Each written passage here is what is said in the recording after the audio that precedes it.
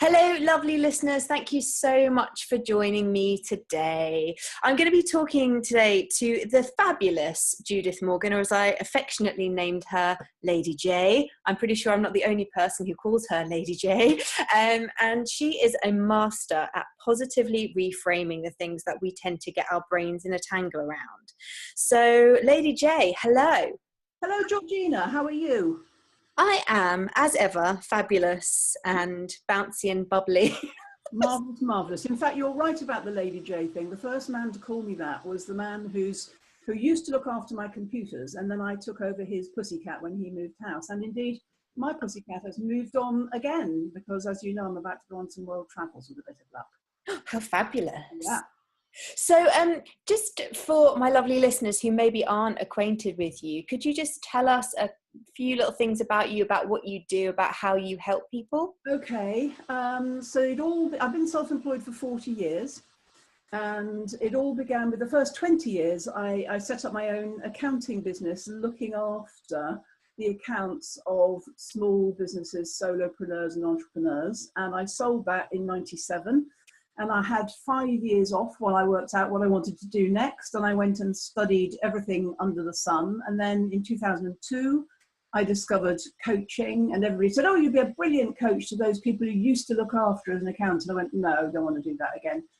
But they were so right. And I came round in the end. And that's what I've been doing ever since, mentoring and coaching small business owners. Obviously, my thing is money, the bottom line, profit. How are you going to be self-employed in a way which is nourishing financially and emotionally? Fantastic. So I worked with Judith when I was about a year into my business, maybe not even that actually, I might have even been less. It was about 6 months maybe. And Judith really helped me to get in touch with remembering who I really was and who I wanted to be in my business, and making sure that I didn't just butterfly around all over the place, and that I managed to focus on at least one or two things. Because I have rather a butterfly brain, and I do, as all of us lovely creatives, I do kind of flutter around a lot.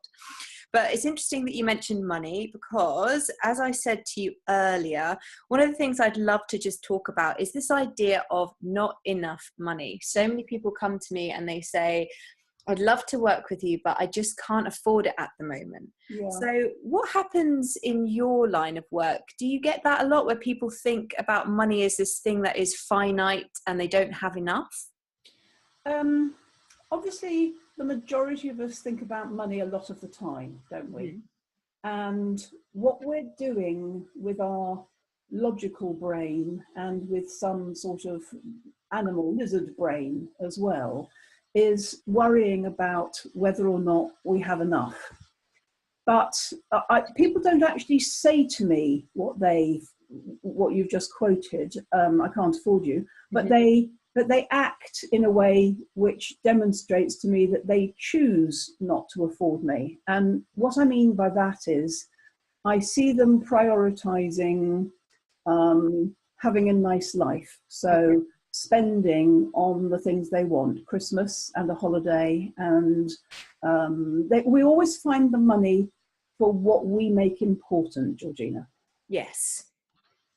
And so it was interesting, I was listening to your podcast, because Judith also does a weekly podcast, which is called Own It, Your Business and Your Life. So I highly recommend, even if you're not a business owner, just go and look it up, because really it's about more than business. It's about life. And, the philosophical musings that come out of this podcast every week, when I listen to it, I have some kind of epiphany, big or small. But you were actually talking about something similar on the podcast a few weeks ago. Am I right? Yes. It's a bit of a recurring theme, because I'm quite an observer of human nature, and I see trends in the way people are behaving. Mm-hmm. And I think you'll agree that in some senses, life has been difficult financially and in every other way for a while. We've been living in, let's say from the credit crunch onwards, 2008, in another global recession, depression, which I don't see us having come out of yet, actually. And there's always this scarcity and fear, and people behave accordingly. But what I think the temptation is to do sometimes in circumstances like that is splurge or find the money for good times. So a holiday or Christmas or a handbag or a haircut or a night down the pub, because you're not sure how much longer you might be able to afford that for, or whatever it is. And I've worked with lots of colleagues over the years, you know, people who do websites and other things like that. We often laugh how we cut our clients a classic deal because they tell us how hard up they are, and the first thing they do is go on a cruise. And you know, it just is such a, I can see that behaviour like as clear as day. And it's, well, so what you're saying is that paying for a website for your business or somebody mentoring you through growing a business is less important to you in financial terms right now than going on a cruise. And I don't blame you if that's the decision you make, but people are making those decisions whether or not they realise them. So it's not about not being able to afford, it's what are they choosing to spend their money on.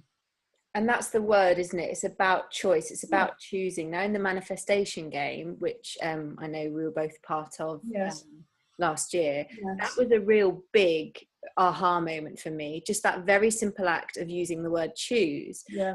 And I often say this to my clients, and yet I hadn't really taken it on board how often I do it myself. And recently, in fact, in the last couple of days, I've just spent quite a large amount of money on something which is going to benefit my business and my business's growth.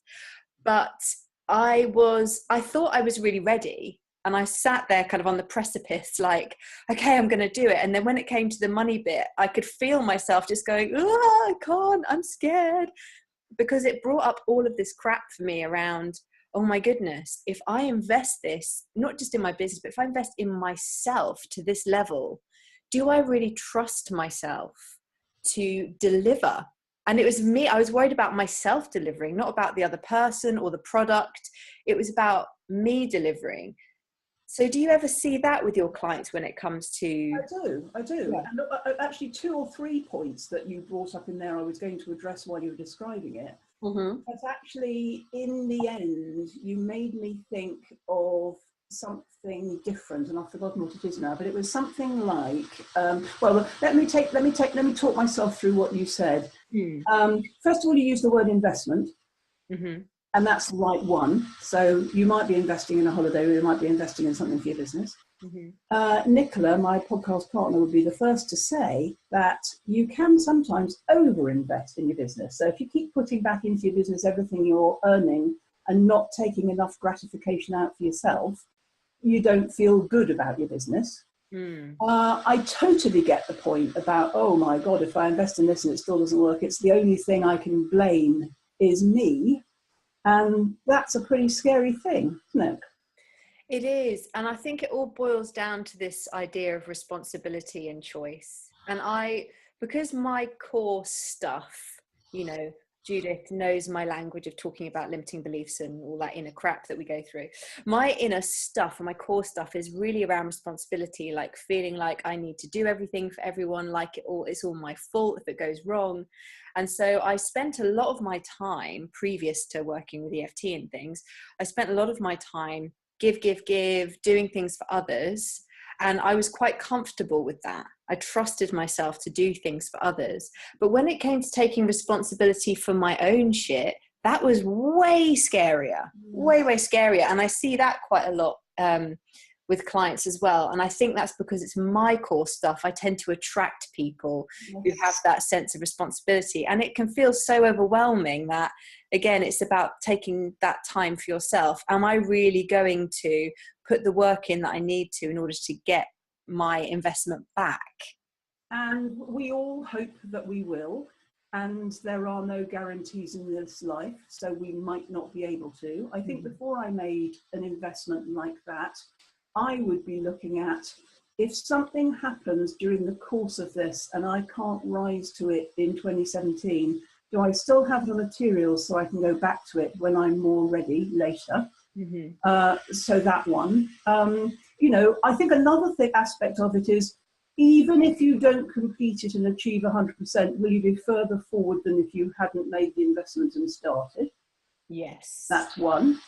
I like the point you make very much about attracting people with the same issue. I've just written a blog post on that very topic today. We teach what we most need to learn. And of course, we're fascinated by our own stuff. And actually, the problem in business, if you've made a business and the client base around your own stuff, the problem is when you crack those issues, because they're only endlessly fascinating whilst they're still our problem. As soon as we crack them, they're not. It's true. I mean, I mentor people as well. When I do my EFT training, I offer a mentoring program for people, because obviously I've gone through the process of starting my own business, and so I kind of bring people up through the ranks if they choose that.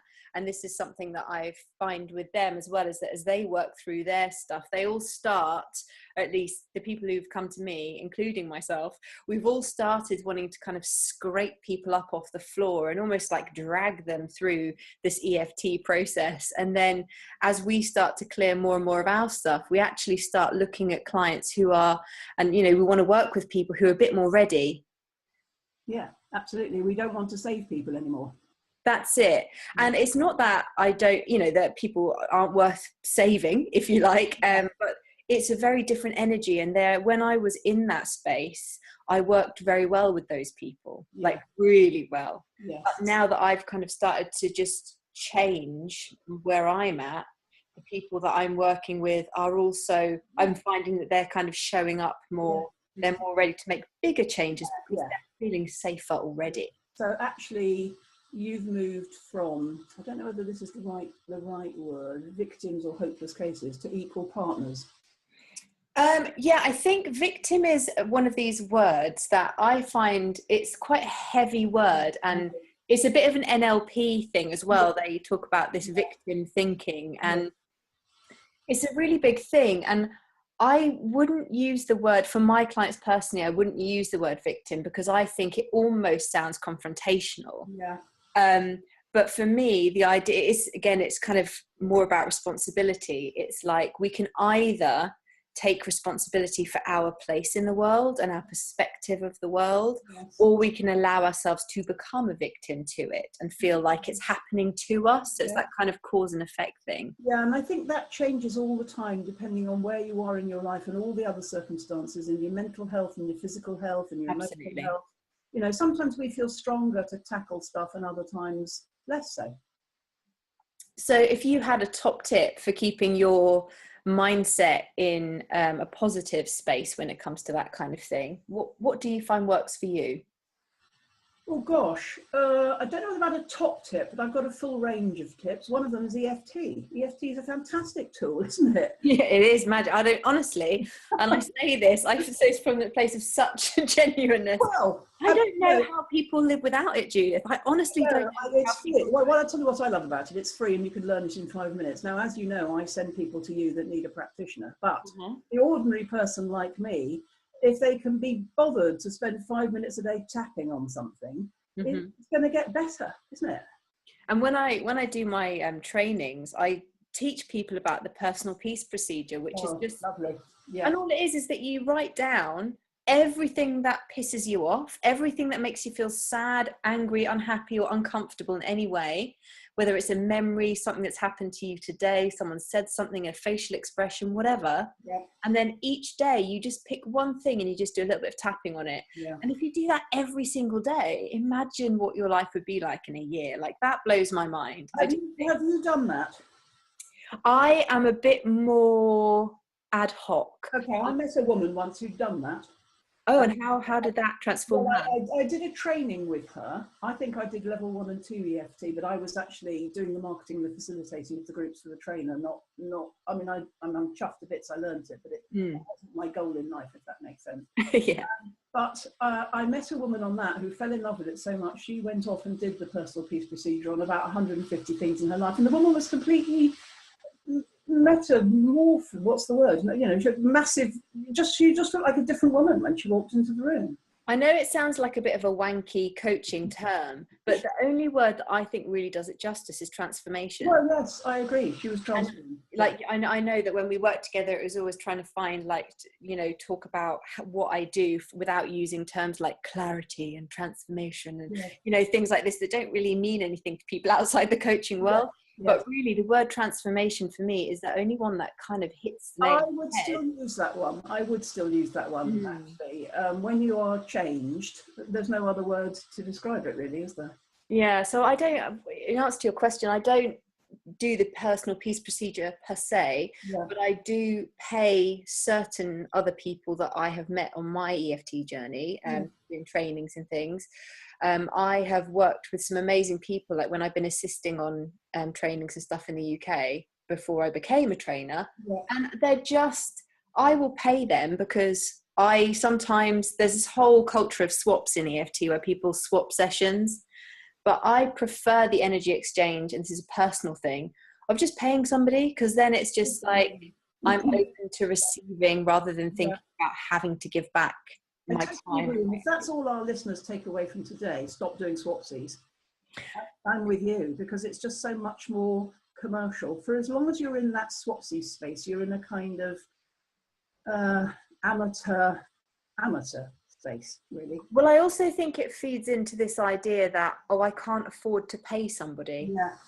And for me, I have to nip that thing in the bud, because I can fall into that scarcity mindset quite easily. I'm aware of it. We all can. We've had decades of training in that way of thinking. So that's my advice to people who train in EFT is, do the swaps to start with whilst you're gaining your confidence. But once you start seeing clients and things, really, I would rather save my tapping energy and my coaching energy for the people who are investing in me. And then if I want to then go and invest in sessions with someone else, I do that. And I also tap in the moment a lot. So if something comes up for me, like at any point, if I feel something's not quite right, I'll just tap on it there and then. So I'm not necessarily doing the personal peace procedure, although I probably shouldn't. I think it's a very good example of, I'm not an expert like you are, but every time people talk to me about unwanted emotions, I said, have you tried EFT? And I send them an email that's got a PDF to the tapping points, and I link them up with Brad Yates, and I, send them, I sometimes would do 5 minutes or even 20 minutes with them on Skype. But almost nobody takes me up on it. And I don't prescribe it lightly. So if somebody's got a serious problem, I know you're working with at least 2 of my clients at the moment who've got serious problems. I would send them to a proper practitioner for that. But EFT is available to everybody, and I recommend it to everybody, and it's easy and free, and it takes 5 minutes, and still nobody does it. So it's almost like we're willful, aren't we? We're talking about EFT because you said, what was my top tip? Well, there's an easy, accessible, free, available to you today tip that you can learn in 20 minutes and will change your life. And most people don't do it. So now, I don't want to be despairing, because let's assume our audience are motivated to change themselves. Top tips. I'm going to keep going in the top tips, because EFT is not the only one. I would use a full range of tips. I quite like an affirmation. 20 minutes of affirmations about money, which I got. I can give you a link to if you need. Oh, yes, please. I think my point here is, anything we practice works, and if it's working, don't stop doing it. Yes.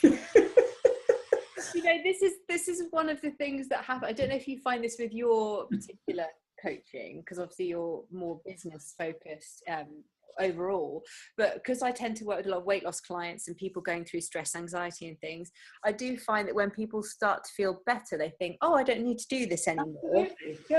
Which is why I now sign people up for 3 months, because I know that having done it for so long, and it being my primary tool in my toolkit for my shit, I know that it's all well and good doing a couple of sessions, but if you really want lasting change, you have to stick with it. You can't just go, oh yeah, I feel better now. Oh, well, okay, I'll just stop going to the gym. I've got abs now. I won't bother going to the gym anymore. It's like, no, you've got to keep going to the gym. Otherwise those abs are going to fade away. And even after somebody had worked with you for 3 months, I can't imagine why they would ever stop using the most, one of the best tools they've ever come across. That's it.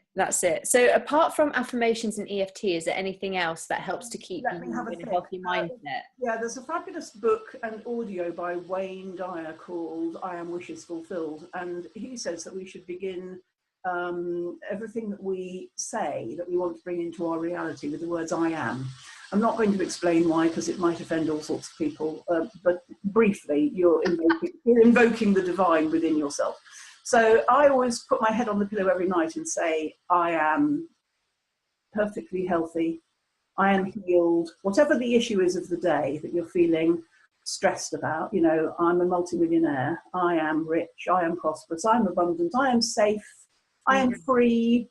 I'm a successful business owner. Whatever it is, I am. I like the I ams. I mean, anything in the personal development world that people have discovered that they've used once and it worked and they've stopped using it, just go back to your favorite tools and use them, because they work if you believe in them and if you practice them. And I believe in all of them and practice all of them from time to time. It's a bit like looking in the medicine cupboard for what I want to prescribe to myself today.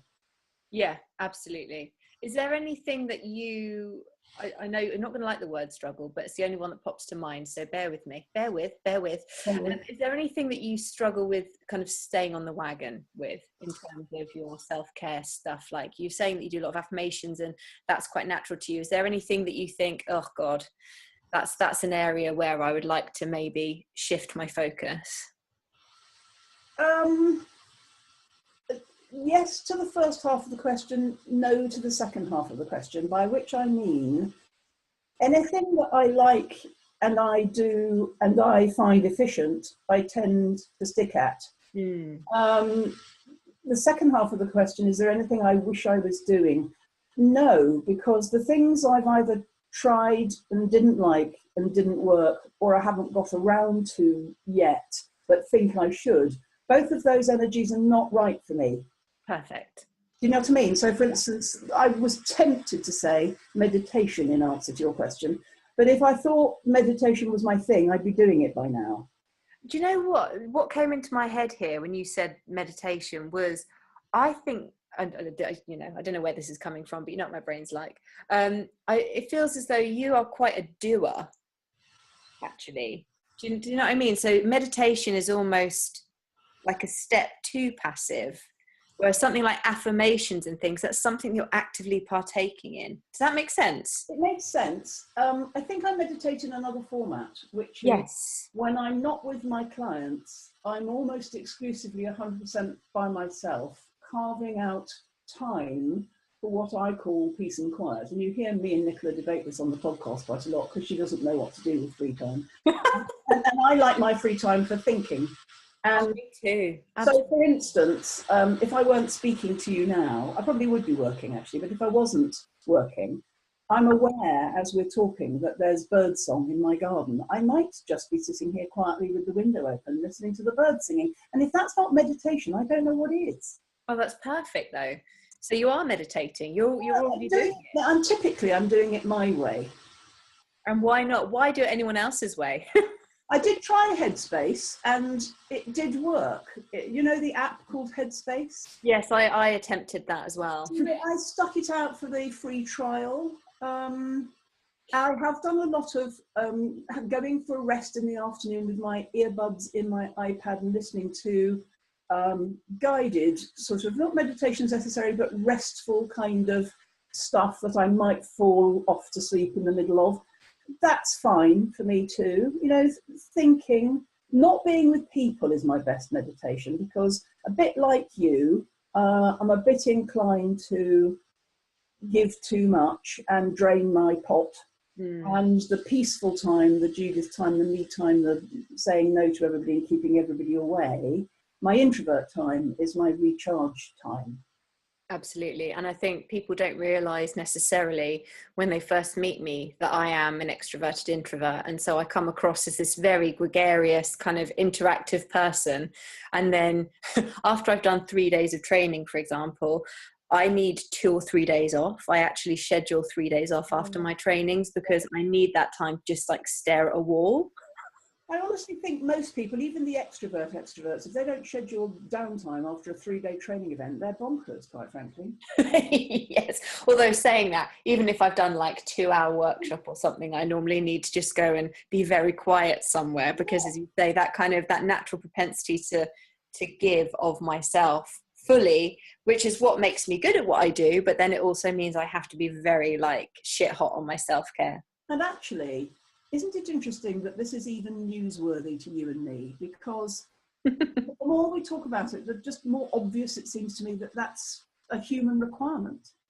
Absolutely. Oh my goodness. One of the biggest things I talk to my clients about these days is really nailing their self-care. And this is even the people that I'm mentoring on the business side of things. Mm. It's like I make them like declare, well, like I used to do when I was doing my check-ins with you once a week. Yeah. I actually make them declare one self-care goal for the week, Yes. because I know that the people I attract will let that slide to the bottom of the list. But to me, as their mentor or person who's helping, supporting them, I want to make sure that they're giving back to themselves so that they can create the kick-ass business that they really want. Yeah, yeah, yeah.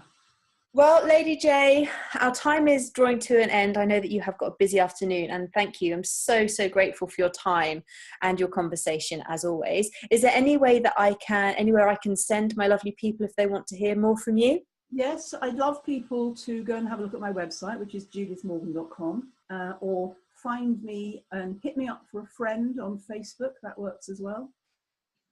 Fantastic. And obviously catch Judith and Nicola on the podcast, Own It Your Business in Your Life. As I say, even if it's not something that you think is going to be on your interest list, trust me, just try it. Even if you've not got a business, there's always nuggets of wisdom in there. So thank you very much, Lady J, and I will speak to you soon. Okay, see you, beloved. Bye.